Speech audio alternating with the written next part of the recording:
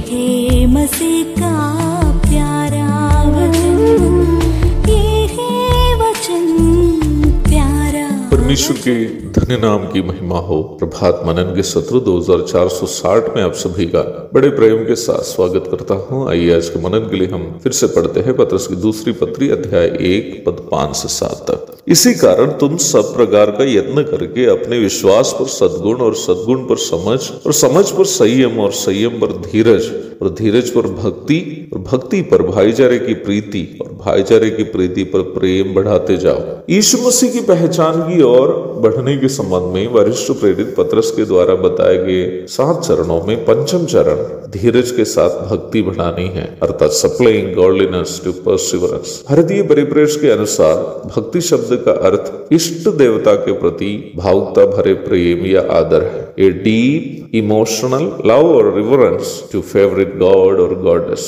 Bible से हम जिस पद को प्रारंभ में पढ़े हैं, निम्न भाग में बताई गई भक्ति प्रभु यीशु मसीह के प्रति एक मसीह विश्वासी के मन में होने का भावुकता भरे प्रेम या आदर को सूचित करती है। प्रभु के लिए जीने के लिए क्यों न हो, या फिर उनकी सेवा या आराधना करने के लिए या उनके लिए कष्ट सहने के लिए हो, प्रभु के प्रति भक्ति अथवा भावुकता भरे प्रेम और आदर हमारे अंदर होना अनिवार्य है।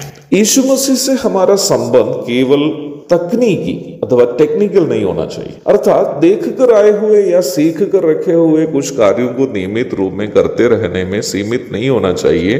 प्रभु के साथ हमारा संबंध, कुछ कलीसियाओं में जाएंगे तो वहां के सभाओं की गतिविधियां देखकर ऐसे लगेगा कि स्विच डालने पर काम करने वाले कुछ मशीनें काम कर रहे हैं। सब कुछ यांत्रिक है। सब कुछ बीते सप्ताहों में किए हुए काम जो लोग बीते सप्ताहों में किए हैं वही लोग वैसे ही पुनः करते हैं। न करने वालों में कोई भावुकता है न भाग लेने वालों में। मैं यह नहीं कह रहा हूं कि केवल भावुकता से ही सब कुछ करें।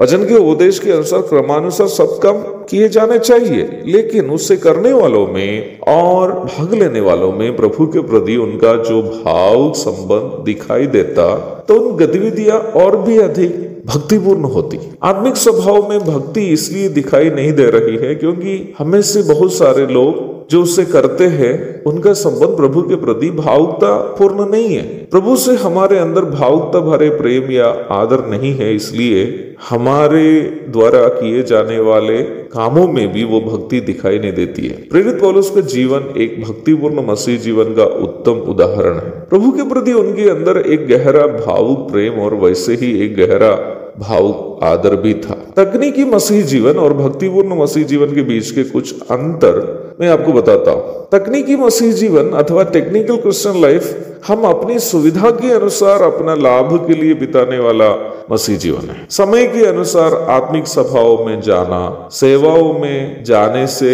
और नहीं जाने से कोई फर्क नहीं पड़ना, लेकिन पढ़ाई या नौकरी के लिए एक दिन भी नहीं जा पाना बहुत दुखमय बात लगनी, ये सब तकनीकी मसीह जीवन के कुछ संकेत है। प्रभु की सेवा या जरूरतमंदों के लिए देना, अपने सारे काम करने के बाद बचने पर करेंगे या देना एक महत्वपूर्ण बात नहीं समझना, आत्मिक जीवन में कष्ट सहना बहुत कठिन बात लगनी, ये सभी तकनीकी मसीह जीवन के कई संकेत हैं। इस प्रकार के लोग प्रभु के पीछे चलने का एकमात्र उद्देश्य प्रभु से अपनी सारी मांगे पूर्ति करना है। मुझे सुनने वाले में कोई मसीह विश्वासी इस प्रकार के मसीह जीवन यदि बिताने वाले हो तो मैं आपसे कहता हूं कि आपका मसीह जीवन एक तकनीकी मसीह जीवन अथवा टेक्निकल क्रिश्चियन लाइफ है। उस जीवन से प्रभु कभी भी खुश नहीं रहता है। एक भक्तिपूर्ण मसीह जीवन में हमारी प्राथमिकता, प्रायोरिटी हम हमेशा प्रभु को ही देंगे। पौलुस का प्रस्ताव, मेरे लिए जीवित रहना मसीह है और मर जाना लाभ है, इस वक्त स्मरणीय है। यदि हमारे मसीह जीवन में भक्ति है तो प्रभु के लिए कुछ भी करना हमारे लिए एक कठिन काम नहीं लगेगा। उल्टा हमारे लिए वह खुशी की बात होगी। सभाओं में भाग लेना, सेवाओं के लिए समय अलग करना, प्रभु के लिए देना, प्रभु के लिए कष्ट सहना इत्यादि हमें मिली हुई सौभाग्यताएं समझने लगेंगे यदि हमें प्रभु के प्रति भक्ति होगी तो। विशेषकर धीरज के साथ भक्ति हमें प्रभु के नाम में, प्रभु की महिमा के लिए कुछ भी करने हेतु जोखिम उठाते रहने की प्रेरणा बन जाती है। एक और शुभ दिन की धन्य कामनाओं के साथ आज के मनन में समाप्त करता हूँ। प्रभु आप सबको एक भक्तिपूर्ण मसीह जीवन बिताने के लिए सहायता करे। आमीन।